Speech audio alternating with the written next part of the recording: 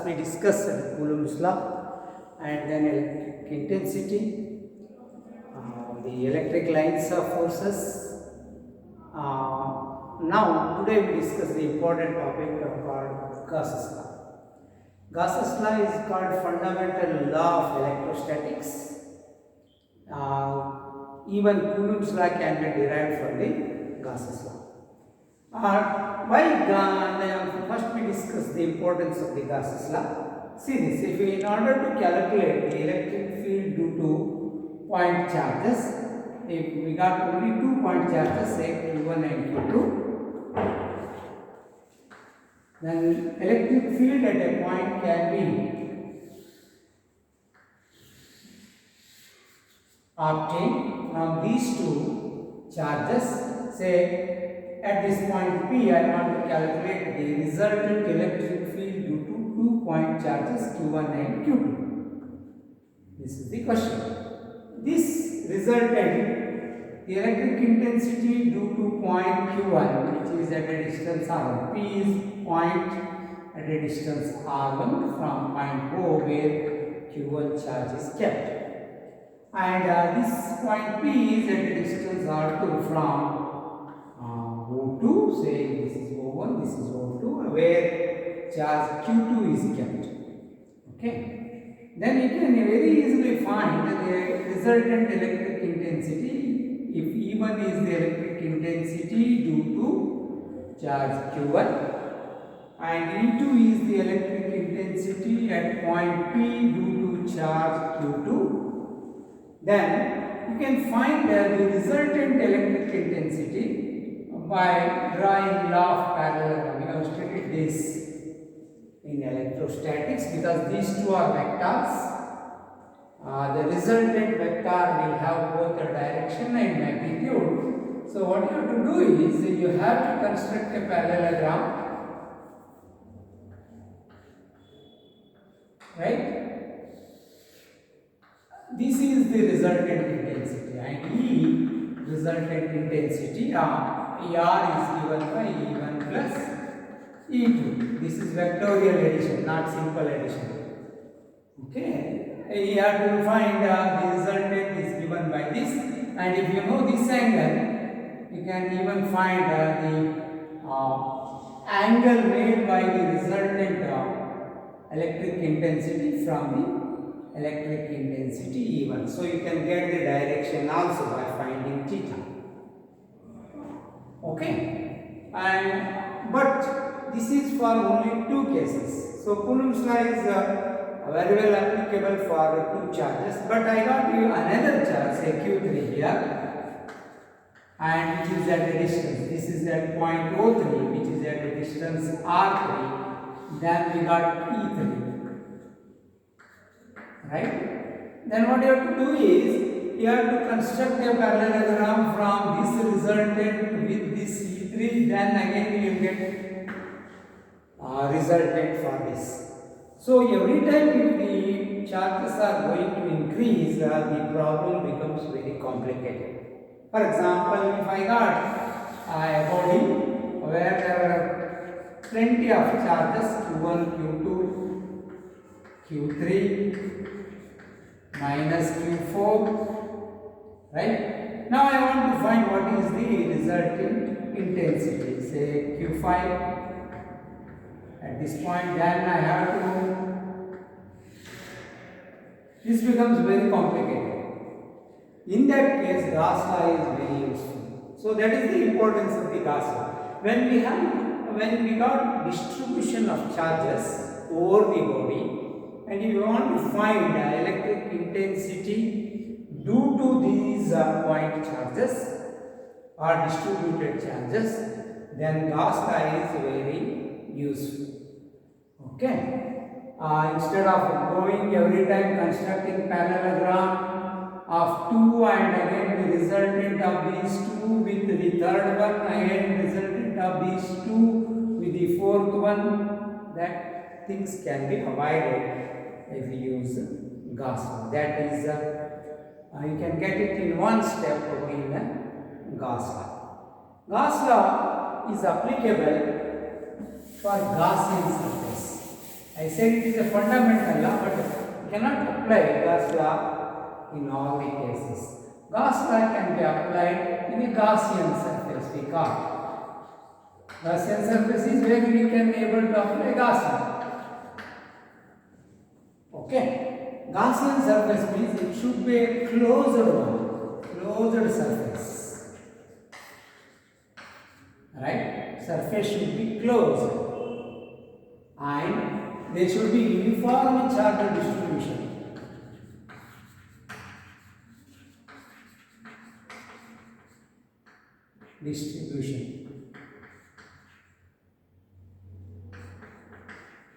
And it should be symmetric. The charge distribution should be symmetric. If these conditions are satisfied, then we say that surface on which we can apply Gauss law, that is called Gaussian surface. So there should be uniform charge distribution, and it should be symmetric, and there should be closed one. And we will get such charges like a spherical shell, or it is a cylindrical, where we get symmetric and uniform charge distribution. You will get symmetric, uniform charge distribution, or it may be a plane surface. So, spherical, cylindrical, or a plane surface, they can be the examples for Gaussian surface. Okay. So, Gauss law is applicable for Gaussian surface when the surface is a closed one, and if there are uniform charge distribution and distribution is symmetric, then that type of surface is called Gaussian surface on which you can apply Gauss's law. Okay, now let us come to the statement. This is very important for the exam point of view. Statement.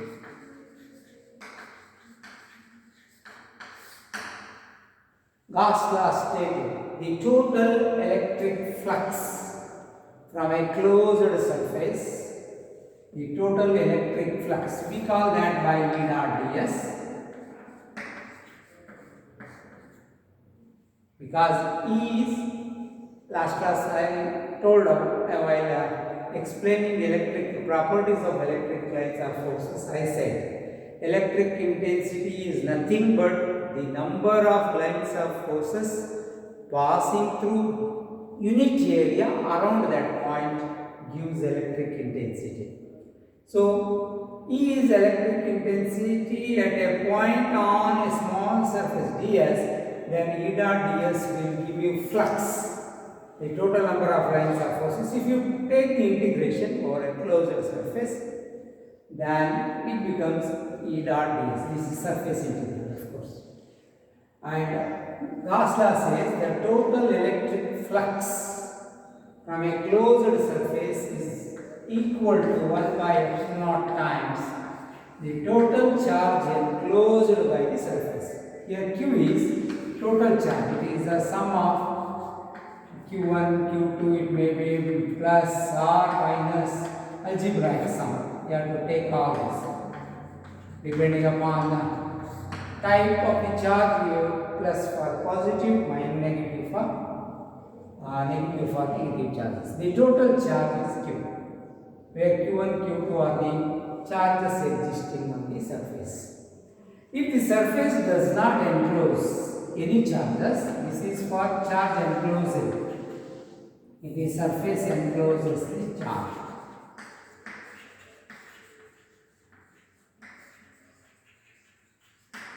If a surface does not enclose any charge, then E dot ds is 0. If Q is 0, then the total flux is 0. We will solve this. What this gives, let us calculate. If I want a surface S, right? Consider a small surface ds. This is total surface is S. Okay, I am considering a small surface ds around point P, a small surface around point P, where electric intensity is in this direction and its value is E. E is the electric intensity at point P, over which I considered a small surface ds. Now I want to calculate what is if normal for this surface is this is the direction of the normal, and while discussing the properties of electric lines of forces, we said always the lines of forces leaves the surface along the normal. Okay, the electric lines of forces enter or leaves the surface along the normal. So we have to calculate, even though E is in this direction, but the lines of forces moves along the normal. So what we have to do is, E is nothing but number of lines of forces passing through unit area. Now I have considered ds area. Okay, for that what I will do is, I will take the component of E along this, which makes an angle theta with the normal. If I take its component, its effective value along the normal, then it becomes E cos theta. E cos theta is the En value we call. En value means the effective value of E along the normal is En. So this is the effective value, and I have to multiply that with this surface. Then I will get d phi. D phi is number of lines of forces passing through this area. D phi is equal to En into ds. En into ds, which is nothing but E cos theta into ds. This gives the flux, electric flux. Electric flux phi. Actually, for a small surface we call d phi. D phi is E cos theta into ds. That gives how many lines of forces are going out from this surface. That gives the flux. So they are going out along the normal. For that reason we are taking, even though direction of E is this way, but they are leaving the surface along the normal. For that reason the flux over ds is this. If I want to calculate what are the electric lines of forces leaving the surface S, then S is equal to integral d phi. I have to take such surfaces. For all these I have to add. What is this integral over the surface. Then I will get the total flux. Total flux is the surface integral of the flux over a small area. I am considering such a small area throughout the surface, then I am integrating. I am summing. What is the difference between sigma and integration? Both does the summation. They will add. Okay. This is done when it is discrete change or discrete values are there. For example, if I want to add 1 to 100. 1, 2, 3, 4, 5 discrete numbers, then I will go with this summation. If I want to add continuously changing values, say from 1 to 2, 1.1, 1.11, 1.12, 1.13, 1.14, then I am using integration. Both does addition or summation.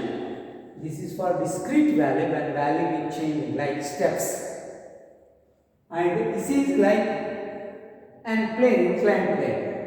Continuously value is changing, but we have to add all this. Then we use integration. Okay. Here the total flux is surface integral summation of d phi. Okay.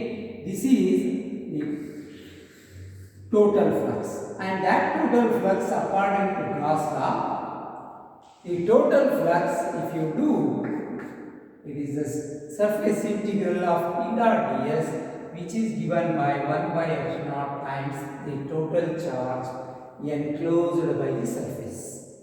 Okay. This is about Gauss's law. Now we have to prove the Gauss law in two cases.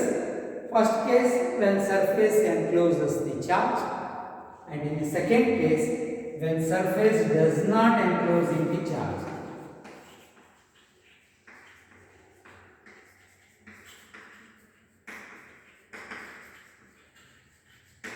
That means the surface, if the charge is within the surface, then this is the value. When all these charges are on the surface or within the surface, then this is the value of total flux. If charge is outside the surface, then this is the total flux from the surface. This is about the statement of Gauss law. In the next class, we will prove this in both the cases. Proof of Gauss law in a surface enclosing the charge, proof of Gauss law in a surface does not enclosing the charge.